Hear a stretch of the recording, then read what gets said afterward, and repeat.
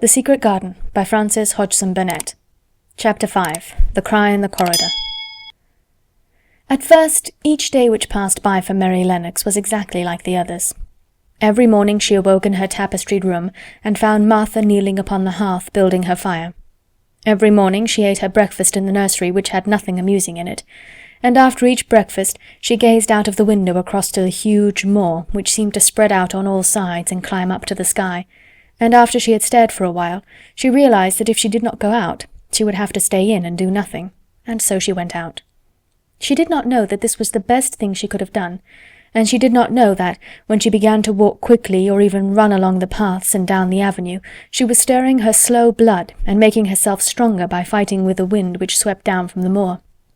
She ran only to make herself warm, and she hated the wind which rushed at her face and roared and held her back as if it were some giant she could not see. But the big breaths of rough, fresh air blown over the heather filled her lungs with something which was good for her whole thin body, and whipped some red colour into her cheeks and brightened her dull eyes when she did not know anything about it.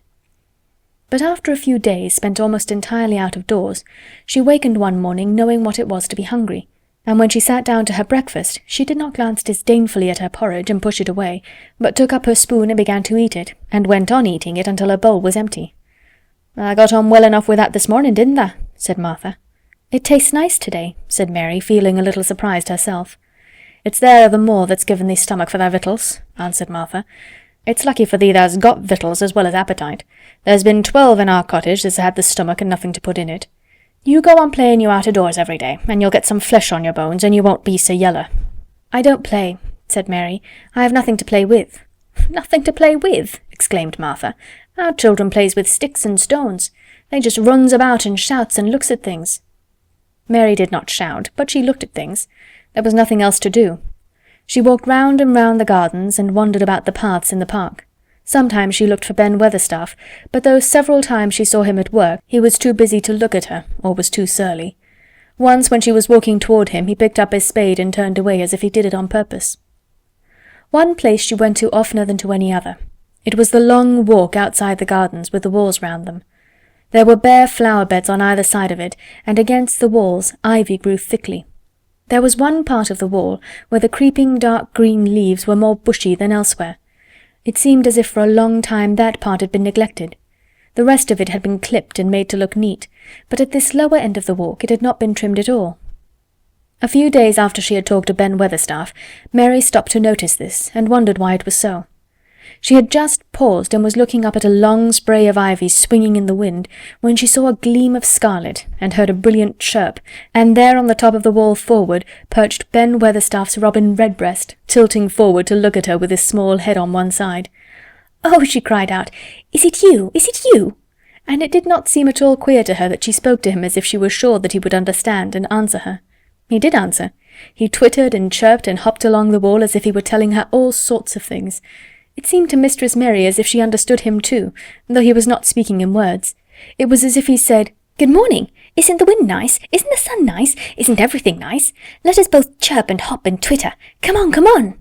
Mary began to laugh, and as he hopped and took little flights along the wall, she ran after him. Poor little thin, sallow, ugly Mary! She actually looked almost pretty for a moment. "I like you," she cried out, pattering down the walk, and she chirped and tried to whistle, which last she did not know how to do in the least. But the robin seemed to be quite satisfied, and chirped and whistled back at her. At last he spread his wings and made a darting flight to the top of a tree, where he perched and sang loudly. That reminded Mary of the first time she had seen him. He had been swinging on a tree-top then, and she had been standing in the orchard. Now she was on the other side of the orchard and standing in the path outside a wall, much lower down, and there was the same tree inside. "It's in the garden no one can go into," she said to herself. "It's the garden without a door. He lives in there. How I wish I could see what it is like." She ran up the walk to the green door she had entered the first morning. Then she ran down the path through the other door, and then into the orchard, and when she stood and looked up, there was the tree on the other side of the wall, and there was the robin just finishing his song and beginning to preen his feathers with his beak. "It is the garden," she said. "I am sure it is." She walked round and looked closely at that side of the orchard wall, but she only found what she had found before, that there was no door in it. Then she ran through the kitchen gardens again and out into the walk outside the long ivy-covered wall, and she walked to the end of it and looked at it, but there was no door. And then she walked to the other end, looking again, but there was no door. "It's very queer," she said. "Ben Weatherstaff said there was no door, and there is no door, but there must have been one 10 years ago because Mr. Craven buried the key." This gave her so much to think of that she began to be quite interested, and feel that she was not sorry that she had come to Misselthwaite Manor. In India she had always felt hot and too languid to care much about anything.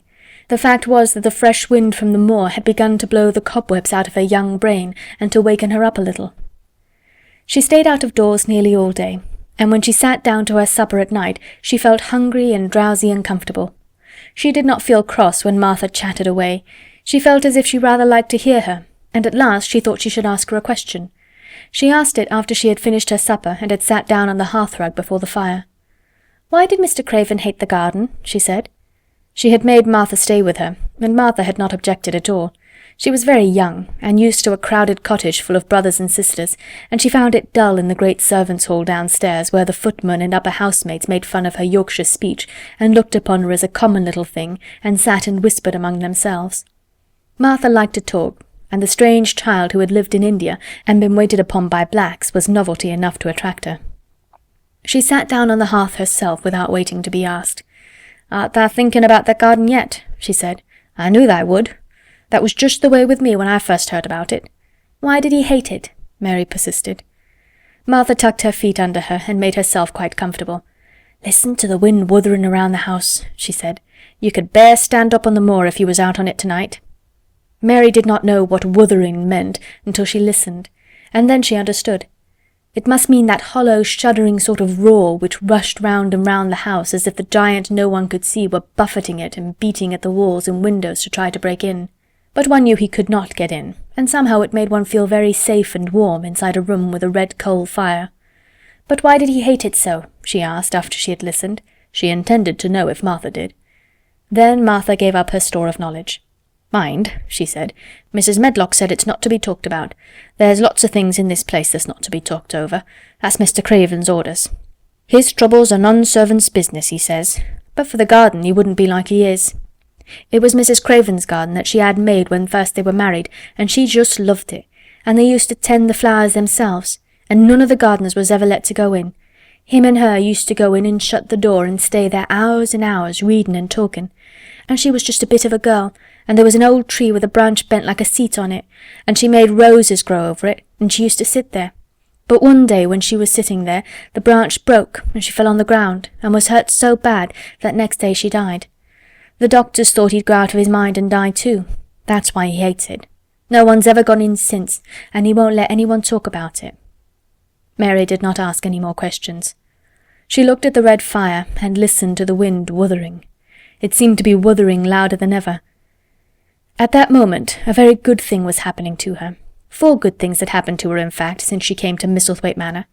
She had felt as if she had understood a robin, and that he had understood her. She had run in the wind until her blood had grown warm. She had been healthily hungry for the first time in her life, and she had found out what it was to be sorry for someone. But as she was listening to the wind, she began to listen to something else. She did not know what it was, because at first she could scarcely distinguish it from the wind itself. It was a curious sound. It seemed almost as if a child were crying somewhere. Sometimes the wind sounded rather like a child crying, but presently Mistress Mary felt quite sure this sound was inside the house, not outside it. It was far away, but it was inside. She turned round and looked at Martha. "Do you hear anyone crying?" she said. Martha suddenly looked confused. "No," she answered, "it's the wind. Sometimes it sounds as if someone were lost on the moor and wailing. It's got all sorts of sounds." "But listen," said Mary.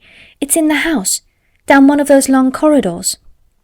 And at that very moment a door must have been opened somewhere downstairs, for a great rushing draught blew along the passage, and the door of the room they sat in was blown open with a crash. And as they both jumped to their feet, the light was blown out and the crying sound was swept down the far corridor so that it was to be heard more plainly than ever. "There," said Mary, "I told you so. It is someone crying, and it isn't a grown-up person." Martha ran and shut the door and turned the key.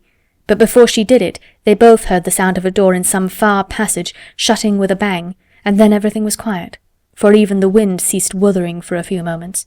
"It was the wind," said Martha stubbornly, "and if it wasn't, it was little Betty Butterworth, the scullery maid. She's had the toothache all day." But something troubled and awkward in her manner made Mistress Mary stare very hard at her. She did not believe she was speaking the truth. End of chapter 5.